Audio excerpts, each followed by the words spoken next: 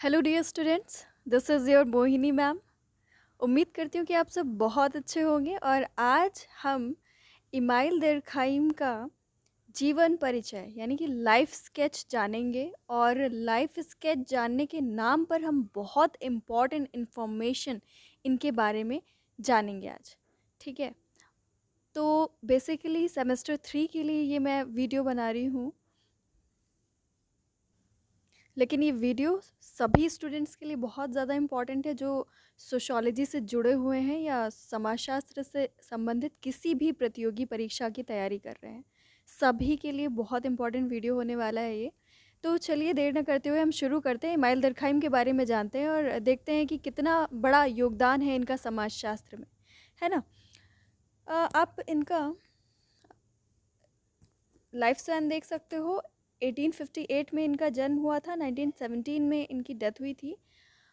तो चलिए शुरू करते हैं। पहले हम इनका रिलेशन देखते हैं सोशियोलॉजी से कैसे है। अ, सबसे पहले आप सोशियोलॉजी में ऑगस्ट कोंत का नाम सुनते हैं, है ना। ऑगस्ट कोंत जो थे, जिन्होंने सोशियोलॉजी को शुरू किया, उसको जन्म दिया। ठीक है, जन्म दिया, उसके बाद बहुत सारी दिक्कतें आई कि इसमें क्या क्या चीज़ों की स्टडी होनी चाहिए और कैसे स्टडी होनी चाहिए। उसको लीगल, एक तरीके से हम कहेंगे लेजिटमाइज करना, वैध रूप देना एक बहुत बड़ी चुनौती थी। तो उन्होंने, आपको मालूम है, ऑगस्ट कोंत ने पॉजिटिविज़्म दिया। उन्होंने कहा कि हम पॉजिटिविज़्म को यूज़ करके सोशियोलॉजी से जुड़ी सभी चीज़ों की स्टडी करेंगे और चीज़ें तब साइंटिफिक बन जाएंगी, है ना। आपको ये तो मालूम है। उसके बाद हर्बर्ट स्पेंसर आए, उन्होंने भी काफ़ी बहुत बड़ा योगदान दिया समाजशास्त्र में। हर्बर्ट स्पेंसर ने, उन्होंने भी काफ़ी ज़्यादा चीज़ों को प्रूव करने की कोशिश की कि देखो, जैसे हम बायोलॉजी में चीज़ों की स्टडी करते हैं, सेम वैसे ही सोशियोलॉजी में भी हम चीज़ों को कंपेयर करके समझ सकते हैं। तो उन्होंने भी काफ़ी महत्वपूर्ण योगदान दिया समाजशास्त्र के विकास में। फिर हम अगर अब बात करें इमाइल दरखाइम की, तो ऑगस्ट कोंत के अगर हम जस्ट बाद अगर बहुत इम्पोर्टेंट सोशियोलॉजिस्ट का नाम ले तो वो इमाइल दरखाइम ही है। अगर कहा जाता है समाजशास्त्र को जन्म दिया ऑगस्ट कोंत ने, तो इमाइल दरखाइम ने उसकी अपब्रिंगिंग की, उसका पालन पोषण किया, है ना। और जहाँ से ऑगस्ट कोंत ने चीज़ों को ख़त्म किया, कहा जाता है वहीं से दरखाइम ने चीज़ों को शुरू किया। मतलब जिस राह पर ऑगस्ट कोंत चल रहे थे, उसी राह पर दरखाइम भी चले और आगे उन चीज़ों को उन्होंने बढ़ाया जो ऑगस्ट कोंत चाह रहे थे जिन चीज़ों को करना, है ना। समाजशास्त्र विषय का जन्म हुआ, उसको उसमें चीज़ों की कैसे स्टडी करनी है, किन किन चीज़ों की स्टडी करनी है, ये सारे बहुत बड़े प्रश्न थे उस समय, है ना। तो इन सब का जवाब दे पाना, वो भी जिसमें सभी लोगों की सहमति हो, तो बड़ा मुश्किल सा सवाल था। शुरुआती दौर में सभी लोग इन्हीं दिक्कतों को हल करने की कोशिश कर रहे थे और दरखाइम की कोशिश बहुत ज़्यादा कई मायनों में सफल साबित हुई। आपको अभी पता चलेगा कैसे। इमाइल दरखाइम का जन्म 15 अप्रैल 1858 में पूर्वी फ्रांस के लॉरेन प्रांत में स्थित एपिनाल शहर में हुआ था और एक यहूदी परिवार में इनका जन्म हुआ था। और इनकी जो प्रारंभिक शिक्षा थी, एपिनाल शहर में पैदा हुए थे तो वहीं पर इनकी प्रारंभिक शिक्षा भी हुई। शुरुआती शिक्षा प्राप्त करने के बाद इन्होंने फ्रांस, पेरिस के, है ना, एक बहुत ही नामी संस्था इकॉल एकेडमी में इन्होंने प्रवेश लिया। वहाँ पर जब एडमिशन लिया तो वहाँ पर काफ़ी सारे लोगों से, बहुत ज़्यादा प्रतिभावान लोगों से इनका परिचय हुआ और 1882 में इन्होंने यहीं से ग्रेजुएशन कंप्लीट किया। अब 1882 में इनका ग्रेजुएशन हो गया और 1887 तक ये एक सामान्य शिक्षक की तरह, है ना, टीचिंग करते रहे। और उस टाइम पे, इनके टाइम पे यूनिवर्सिटी लेवल पर कहीं पर भी सोशियोलॉजी को एक डिसिप्लिन की तरह मान्यता नहीं मिली थी कि एज अ सब्जेक्ट कहीं किसी यूनिवर्सिटी में पढ़ाया जाता हो।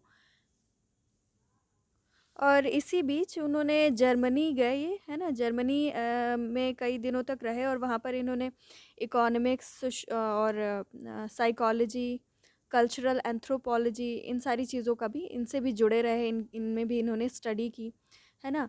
और यहाँ पर भी इन्होंने काफ़ी सारी चीज़ें सीखी और जहाँ से इन्होंने सोशियोलॉजी के बेस को अपने माइंड में हम कह सकते हैं तैयार किया, है ना? अब सोशियोलॉजी के बेस को अपने माइंड में तैयार करने का मतलब है कि यहाँ पर जब ये अलग अलग सब्जेक्ट पढ़ रहे थे तो इनके मतलब एक समझ पैदा हुई कि कैसे हम सोशियोलॉजी को जो अदर सब्जेक्ट्स है उनसे अलग कर सकते हैं। जब बाकी सब्जेक्ट से सोशियोलॉजी अलग हो जाएगा तो सोशियोलॉजी एक सब्जेक्ट की तरह क्या होगा, सामने आ जाएगा। बट अब इसको ये क्योंकि सोशियोलॉजी है और समाज तो सारी चीज़ों से जुड़ा हुआ है, इसीलिए इसको अलग अलग सब्जेक्ट के साथ मिला करके पढ़ा जा रहा था। अब इन्होंने जब चीज़ों की स्टडी की तो इन्होंने सोचा कि इसको अब फिलॉसफी से कैसे अलग कर सकते हैं, सोशल फिलॉसफी से, है ना? और इस तरीके की चीज़ें मतलब उन्होंने सीखी। देखो सोसाइटी में क्या होता है, वैल्यूज़ होते हैं, है ना? मोरालिटी होती है। अब इन चीज़ों को आप फिलॉसफी में भी स्टडी कर सकते हो। बहुत बड़ा सवाल था ना। अब इसको कैसे हम अलग कर सकते हैं, ये सारी चीज़ों का इन्हें बेस यहाँ से जर्मनी में ही मिला। जर्मनी के कुछ समाजशास्त्री थे जैसे ग्लुम्पोविस, गुम्प्लोविस, है ना? और स्पेलिंग आपको लिख करके बता देती हूँ। GUMPLOVIZ,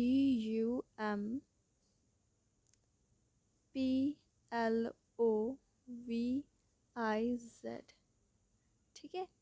गुम्प्लोविस। और शेफल, SCHAEFFLE,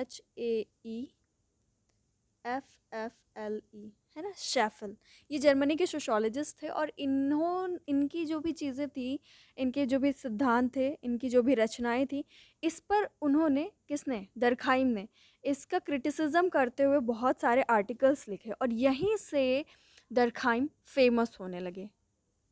और इसके बाद इनको 1887 में बोर्डियाक्स यूनिवर्सिटी, ठीक है, नाम याद रखना, बोर्डियाक्स यूनिवर्सिटी में दर्शन शास्त्र विभाग में प्रवक्ता के रूप में इनको नियुक्त किया गया, है ना? देखो, दर्शन शास्त्र को कहते हैं इंग्लिश में फिलॉसफी और प्रवक्ता को लेक्चरर, है ना? तो देखो, ये सोशियोलॉजी में नियुक्त नहीं हुए क्योंकि उस टाइम पे सोशियोलॉजी था ही नहीं किसी यूनिवर्सिटी लेवल पे। तो इनका सिलेक्शन कहाँ पे हुआ? दर्शन शास्त्र विभाग में या फिलॉसफी डिपार्टमेंट में, वो भी बोर्डियाक्स यूनिवर्सिटी की। और फिर इन्होंने यहीं पर सोशियोलॉजी को पढ़ना और उसको डेवलप करना शुरू किया। इन्हीं की वजह से यहाँ पर सोशियोलॉजी को अलग किया गया, है ना?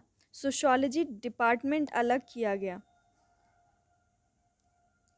ठीक है? और उसका सिलेबस अलग किया गया। मतलब यहाँ पर अब जो सोशियोलॉजी थी बाकी चीज़ों के साथ मिला करके पढ़ते थे, अब इसका पूरा सिलेबस अलग कर दिया गया, है ना? अब यहाँ पर मतलब सोशियोलॉजी डेवलप होने लगा। तो इसीलिए इनको क्या कहा जाता है कि ये founding father of modern sociology हैं। और इन्होंने जो है ऑगस्ट कोंत को फॉलो किया, ऑगस्ट कोंत के पॉजिटिविज्म को। इसीलिए ये लिखा हुआ है आपका, he legitimize the discipline on the basis of positivism, he made the discipline scientific, है ना? इन्होंने क्योंकि पॉजिटिविज्म को और ज़्यादा आगे बढ़ाया, और पॉजिटिविज्म में क्या है, सोशियोलॉजी को साइंटिफिक कैसे करना है ना, वो चीज़ बताया गया है। और क्या पॉइंट लिखा हुआ है, प्रत्यक्षवाद के आधार पर समाजशास्त्र को एक वैध रूप दिया, है ना?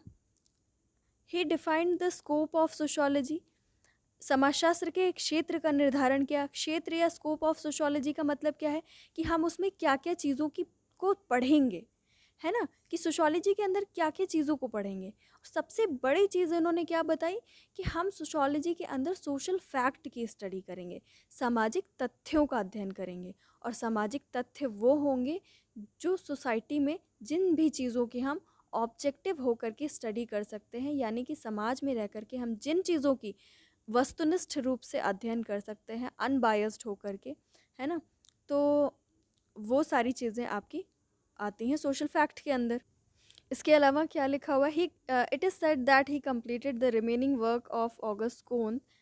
कहा जाता है कि इन्होंने बचा हुआ जो समाजशास्त्र में जो ऑगस्ट कोंत हैं, उनका जो बचा हुआ काम है वो दरखाइम ने उसको आगे बढ़ाया, उसको पूरा किया, है ना। जैसे कि अभी मैंने आपको बता दिया, मैक्रो सोशोलॉजिस्ट हैं, यानी कि वृहद सिद्धांतवेत्ता हैं। वृहद सिद्धांतवेत्ता का मतलब ये कहते हैं कि सोसाइटी की अगर हमें स्टडी करनी है तो ऐसा नहीं करना है कि हमें हर एक इंसान की एक्टिविटीज़ पर ध्यान देना है, नहीं, हमें मैक्रो एस्पेक्ट देखना है, हमें उसको एक सामूहिक तौर पर उनके व्यवहारों को जांचना है।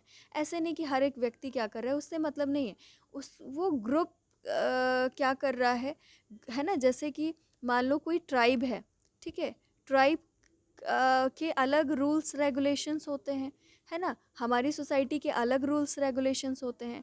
और अगर हम पुराने ट्रेडिशनल सोसाइटी को देखें तो उनके अलग तौर तरीके, रहन सहन, विचार करने के तरीके, हर चीज़ अलग होता है, ठीक है। और हमारी जो इंडस्ट्रियल सोसाइटी है हमारा, या मॉडर्न सोसाइटी है, इसके तौर तरीके अलग हैं, इसके जो परंपराएं हैं, रीति रिवाज हैं, ये उससे डिफरेंट हैं। तो कहने का मतलब इसमें पूरे एस्पेक्ट को, पूरी सोसाइटी को हम कवर कर लेते हैं, हर एक इंसान पर नहीं जाते हैं। मतलब हम जब वृहद स्तर पर चीज़ों को देखते हैं, एक बड़े लेवल पर चीज़ों को देखते हैं, तो वो मैक्रो एस्पेक्ट होता है, और ये मैक्रो सोशोलॉजिस्ट थे, है ना। जैसे स्पेंसर थे, स्पेंसर कहते हैं कि सोसाइटी में हर एक इंसान की बहुत ज़्यादा महत्वपूर्ण भूमिका है, लेकिन दरखाइम इस बात से फिर सहमत नहीं होंगे। वो कहेंगे नहीं, एक इंसान की महत्वपूर्ण भूमिका नहीं है, बल्कि सोशल ओपिनियन की महत्वपूर्ण भूमिका है, समूह की महत्वपूर्ण भूमिका है। एक समूह क्या मानता है वही हर एक व्यक्ति को मानना पड़ेगा। हर एक व्यक्ति मिलकर के सोसाइटी नहीं बनाएगा।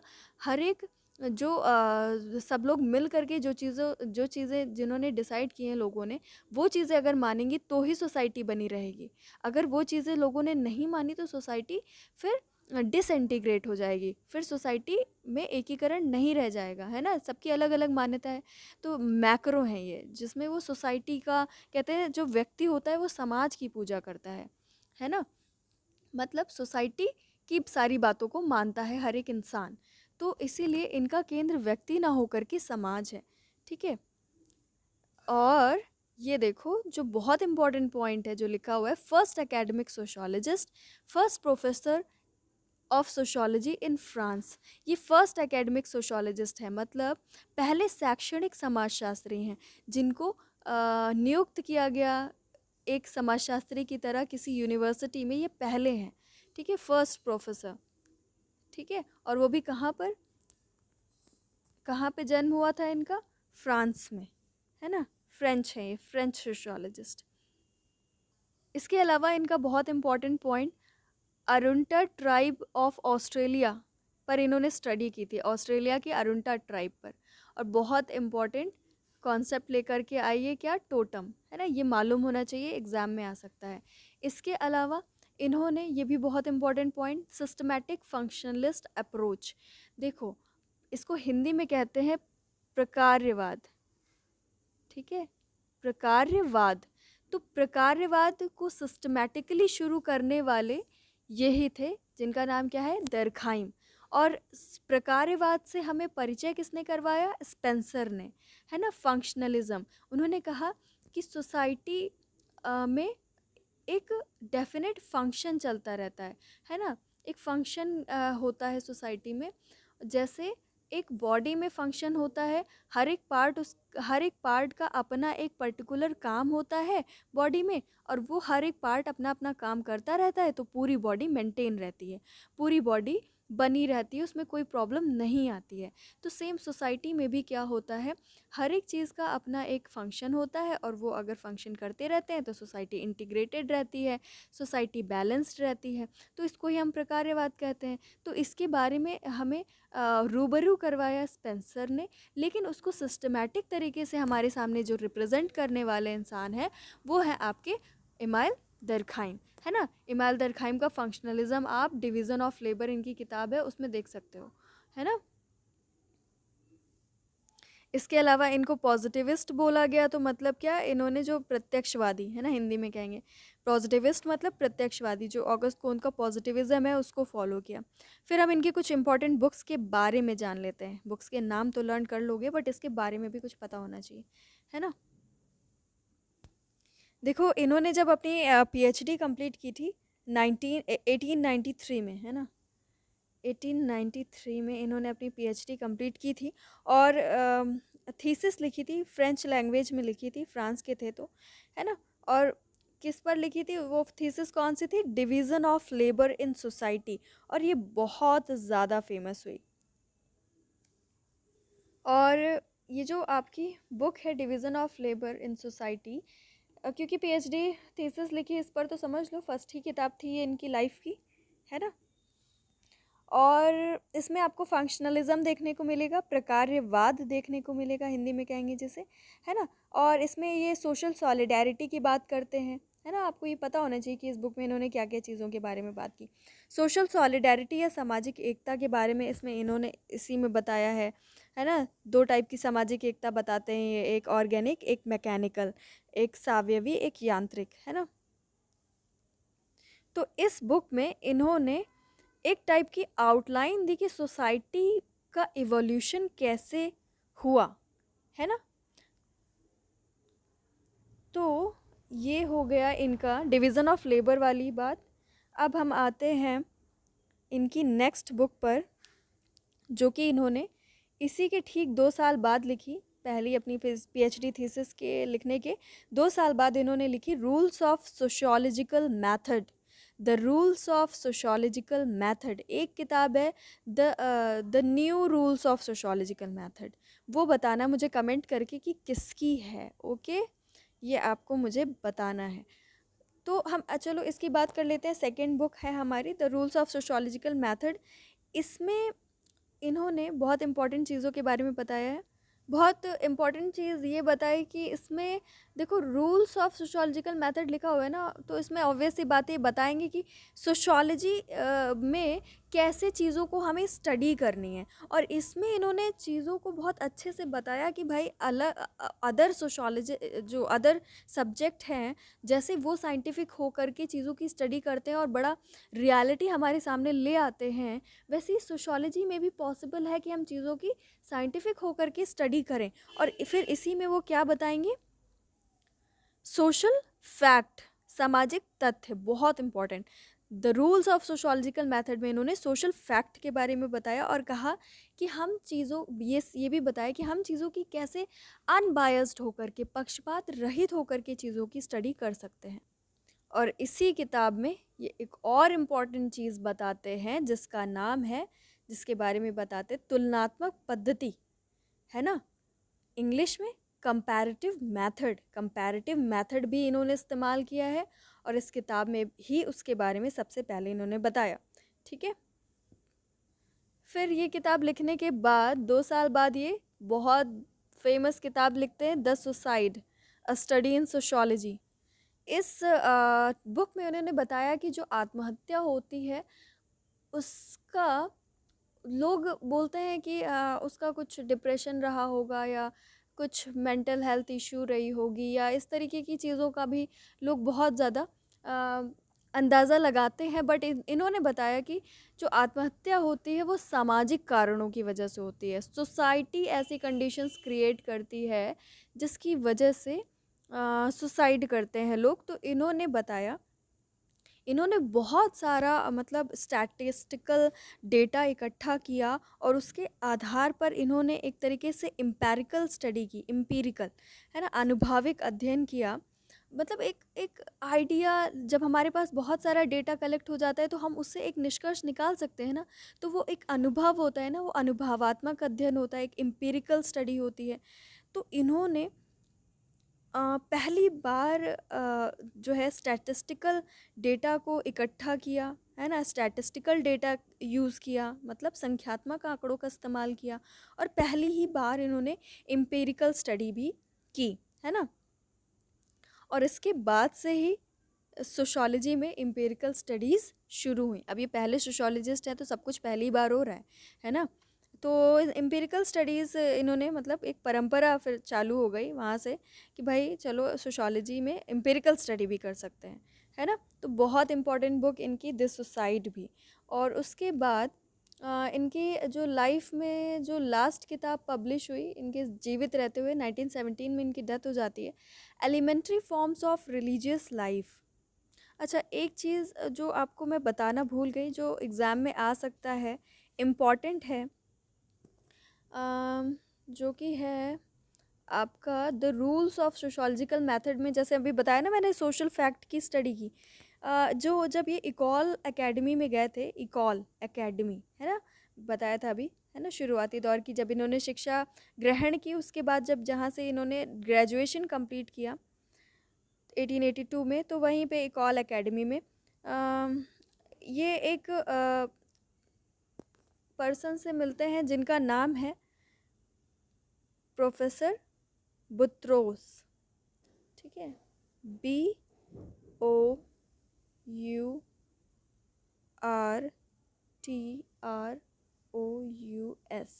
बुत्रोक्स नाम है इनका। तो बुत्रोक्स से ये प्रभावित हुए, और बुत्रोक्स का मानना था कि जो सोसाइटी है उसमें जो हर एक इंसान है वो सोसाइटी के ओपिनियंस को मानता है ना। अगर हमें सोसाइटी यानी कि सोशोलॉजी, सोचो अगर हमें स्टडी करनी है तो हमें हर एक इंसान को नहीं बल्कि सोसाइटी का क्या मानना है उसकी स्टडी करनी चाहिए, तभी हमें चीज़ों की रियलिटी पता चलेगी। ये बुत्रोक्स का मानना था। तो कहने का मतलब, अगर हम चीज़ों को बायोलॉजिकली या साइकोलॉजिकली चीज़ों की स्टडी करें, तो बायोलॉजिकली साइकोलॉजिकली तो हमें हर एक इंसान की स्टडी करनी पड़ेगी ना। तो अगर हम हर एक इंसान की स्टडी करने के बाद अगर सोचें कि सोसाइटी ऐसी है, तब हमें पता चल जाएगा। तो बुत्रोक्स का मानना था कि ऐसा नहीं है, क्योंकि जो बहुत सारी इकाइयां हैं छोटी छोटी, समाज में बहुत सारी जो यूनिट्स है वो मिला करके सोसाइटी को बनाती हैं, और उसी के आधार पर फिर सोसाइटी चलती है। तो हमें उसके होलिस्टिक स्टडी करनी पड़ेगी, उसके समग्र का अध्ययन करना पड़ेगा। तो हमें तो ही हमें चीज़ों की रियलिटी को पता चले, चीज़ों की रियलिटी पता चलेगी। तो इन्हीं से प्रभावित होकर के ये सोशल फैक्ट की स्टडी देते हैं, स्टडी कह रहे, थ्योरी देते हैं, सोशल फैक्ट, है ना। और इसके अलावा इन्होंने सोशल रियलिज्म भी दिया, सामाजिक यथार्थवाद, इन्हीं से प्रभावित होकर के। ठीक है, देखो बुक जो है जहाँ पे सोशल फैक्ट दिया है वो है सोशोलॉजिकल मेथड, इतनी सी बात है। और सोशल फैक्ट किससे प्रभावित हो, किन के विचारों से प्रभावित होकर के दिया, तो वह आपके बुत्रोक्स। ठीक है, इसके अलावा इन्हीं से प्रभावित होकर के इन्होंने सोशल रियलिज्म भी दिया। ठीक है, चलिए अब हम आ जाते हैं उनकी लाइफ की last book, the elementary forms of religious life, जो कि 1912 में पब्लिश हुई। ठीक है, देखो क्योंकि ये धर्म से जुड़ी हुई है, इसलिए जो आपका सोशोलॉजी ऑफ रिलीजन है, वो जो ब्रांच है सोशोलॉजी ऑफ रिलीजन, उसका बहुत इम्पॉर्टेंट बेस मानी जाती है ये किताब, है ना। इस किताब में इन्होंने क्या किया कि अरुंडा ट्राइब पर स्टडी की, और उसके धार्मिक जीवन को समझने की कोशिश की, है ना, उसके विश्वासों को, वो जो उनकी ट्राइब है उसके विश्वास, उस वो कैसे चीज़ों को पूरा करती है, उसकी प्रैक्टिसेस, उसके अनुष्ठान, है ना, उन सारे वो सारे जो है उन सारी चीज़ों की बहुत ज़्यादा डिटेल में स्टडी की, और रिलीजन के फंक्शंस की बहुत डिटेल में हमें जानकारी दी। धर्म के प्रकारों का बहुत ही विवेचना हमें बहुत ही विस्तार पूर्वक दी इन्होंने इस किताब में, और बहुत ही नए ढंग से दी। और इसी में ये बताते हैं कि धर्म का प्रारंभिक स्वरूप जो है वो टोटम होता है ना, टोटम को लोग मानते हैं। ठीक है, टोटम के बारे में आपको आगे पता चलेगा फिर कभी। इसके अलावा इन्होंने जो अ, किताब लिखी है वो है प्रिमिटिव क्लासिफिकेशन। ये जो लोगों के साथ इन्होंने मिल करके लिखी है, कुछ लोगों के साथ, ऑन इंस्टीट्यूशनल एनालिसिस और प्रैग्मेटिज्म ऑफ सोशोलॉजी। ठीक है, ये तीनों किताबें हैं इनकी, primitive classification, on institutional analysis, pragmatism and sociology. फिर उसके बाद अगर हम इन किताबों की बात करें, इन चारों किताबों की, तो जब इनकी डेथ हो जाती है तो उसके बाद इनके जो फॉलोअर्स होते हैं और इसके अलावा इनकी जो वाइफ हैं, उन सभी ने मिल करके कुछ और इनके ही लेक्चर्स को कंपाइल करके कुछ और किताबों की पब्लिश करवाया, किताबों को, जो कि इनके डेथ के बाद हुआ, जिसका नाम है आपका education and sociology, sociology and philosophy, education morale. ये स्पेलिंग बिल्कुल सही लिखी हुई है, एजुकेशन मोराल, मोराल है जो भी पढ़ो आप, है ना। उसके बाद the evaluation of evolution of pedagogy in France. इसके अलावा अब आप इतना सब कुछ इनके बारे में जान गए हो तो एक और इम्पॉर्टेंट बात जान लो। इन्होंने एक सोशोलॉजिकल मैगज़ीन को इस्टेब्लिश किया, उसकी स्थापना की। कब? 1898 में। और उस मैगज़ीन का नाम आपसे एग्ज़ाम में कभी पूछा जा सकता है, तो ली या ले, एल पढ़ सकते हो, ली पढ़ते हैं वैसे, NA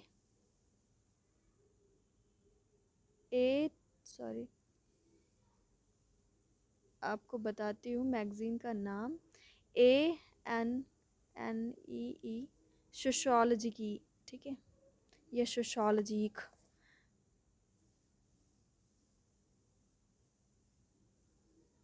GIQUE। ठीक है,